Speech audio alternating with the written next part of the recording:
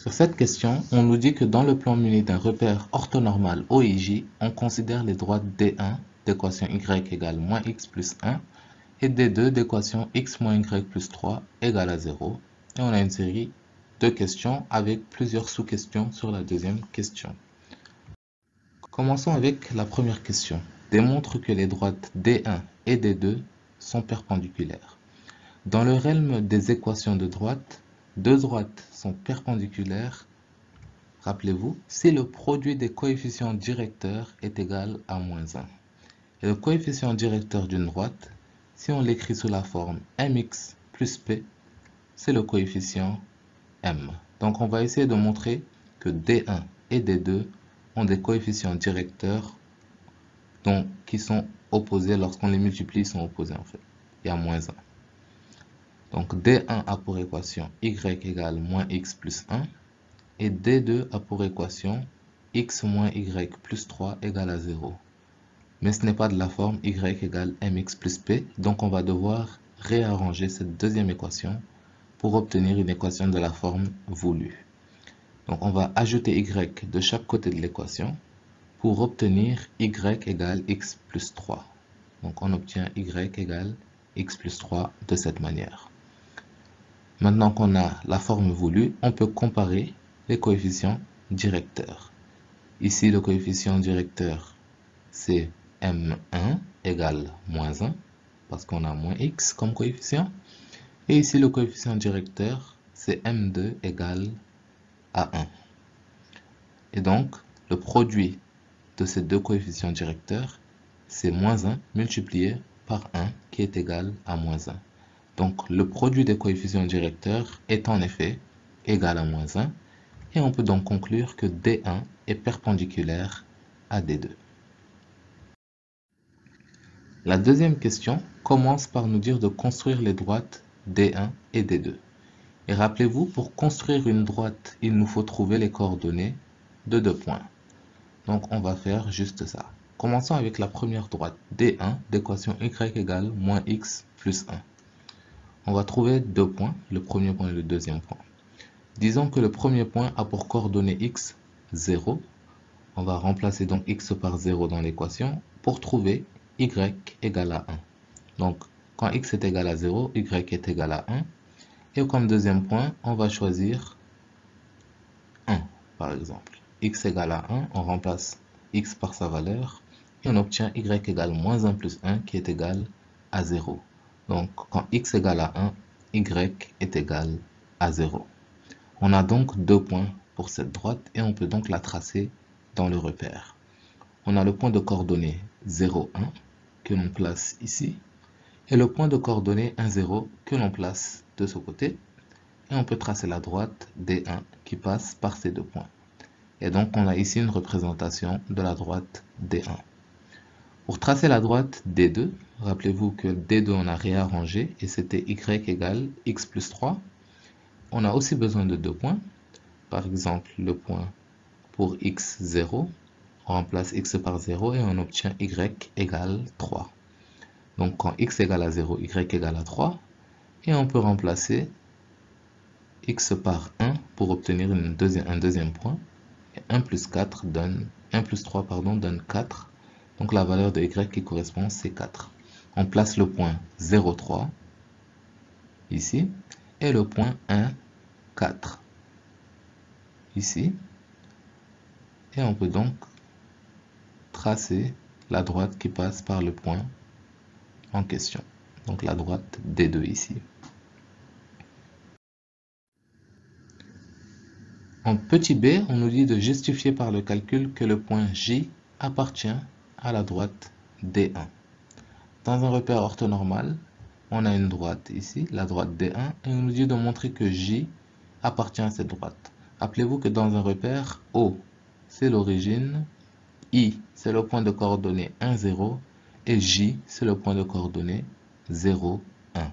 Donc on va vérifier que le point de coordonnées 0, 1, ici, J, rappelez-vous, coordonnée 0, 1, appartient à la droite, donc satisfait l'équation de la droite D1, qui a pour équation y égale moins x plus 1.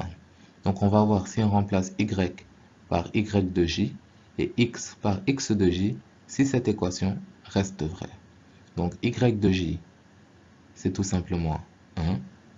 Et x de j moins x de j plus 1, c'est égal à moins 0 plus 1, qui est égal à 1. Donc les deux sont bel et bien égaux. Donc on a y égale moins x de j plus 1. Donc j satisfait cette équation. Donc on peut conclure que j appartient à la droite D1. En petit c, on nous dit qu'on appelle le point E point d'intersection des droites D1 et D2 et de justifier par le calcul que E a pour couple de coordonnées moins 1, 2. Si on a un repère et qu'on a la droite D1 et la droite D2, on va donc appeler le point d'intersection ici le point E. Et on va essayer de montrer qu'il a pour coordonnées moins 1, 2. Pour trouver les coordonnées du point d'intersection, on a ici y égale moins x plus 1 et y égale x plus 3. On remarque qu'on a moins x ici et on a x de ce côté. Donc on peut tout simplement procéder à une addition des deux équations pour éliminer la variable x. Donc on va additionner ces deux équations. Y plus y, ça nous donne 2y égale à moins x plus x, ça donne tout simplement 0. Et 1 plus 3, ça nous donne 4. Donc 2x, 2y est égal à 0 plus 4, donc égal à 4. Donc 2y égale à 4, on divise par 2 des deux côtés. Et on obtient y égale à 4 sur 2, qui est égal à 2. Ensuite, on utilise une des équations, par exemple y égale x plus 3, pour trouver la valeur de x. On remplace y par sa valeur, donc 2, et on trouve x égale à moins 3 plus 2, qui est égal à moins 1. On a donc ici les coordonnées ou la valeur de E, qui a pour coordonnées moins 1, donc x égale à moins 1, et y égale à 2. En petit d, on nous demande de calculer la distance EJ. Donc, dans le plan, on a le point E de coordonnées moins 1, 2, et on a le point J de coordonnées 0, 1. Et on nous dit de calculer cette distance. Pour calculer la distance de EJ, il nous faut savoir quelle distance parcourir sur l'axe horizontal et quelle distance parcourir sur l'axe vertical, et utiliser le théorème de Pythagore pour trouver la distance. Donc, sur l'axe horizontal, on passe du point moins 1 au point 0, donc une distance de plus 1. Et sur l'axe vertical, on passe de 2 à 1, donc une distance de moins 1. Et donc, on va utiliser le théorème de Pythagore pour trouver la distance EJ ici. On a un triangle rectangle, donc qu'est-ce qu'on peut dire?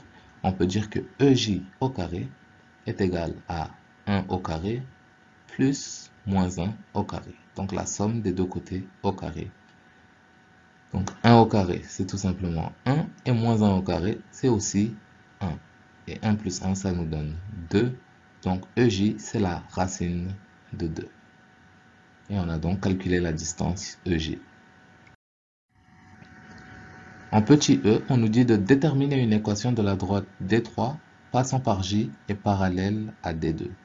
Donc D3, on va dire a pour équation y égale m3 de x plus p, et on va essayer de déterminer m3 et p. On nous dit que D3 doit être parallèle à D2. Et qu'est-ce que ça veut dire? Ça veut dire que le coefficient directeur de D3 doit être égal au coefficient directeur de D2. Donc m3 égale à m2. Et rappelez-vous que D2 a pour équation y égale x plus 3. Donc m2 est égal à 1. Et on peut donc conclure que m3 est aussi égal à 1. Donc on peut remplacer m3 par sa valeur qui est égale à 1, et on a donc y égale 1x plus p, ou bien y égale x plus p. Donc on a utilisé la première information pour trouver le coefficient directeur, et on va utiliser la deuxième information pour trouver p, l'ordonnée à l'origine. On sait que J de coordonnées 0, 1 appartient à la droite D3. Donc J doit satisfaire l'équation D3. Donc, si on remplace x par 0 et y par 1, l'équation doit être vraie. Donc y de j égale x de j plus p, parce que j appartient à la droite D3 d'équation y égale x plus p. On remplace y de j par sa valeur 1 et x de j par sa valeur 0, et on obtient p égale à 1. Et on peut donc remplacer p par sa valeur dans l'équation, et donc on obtient d d'équation y égale x plus 1.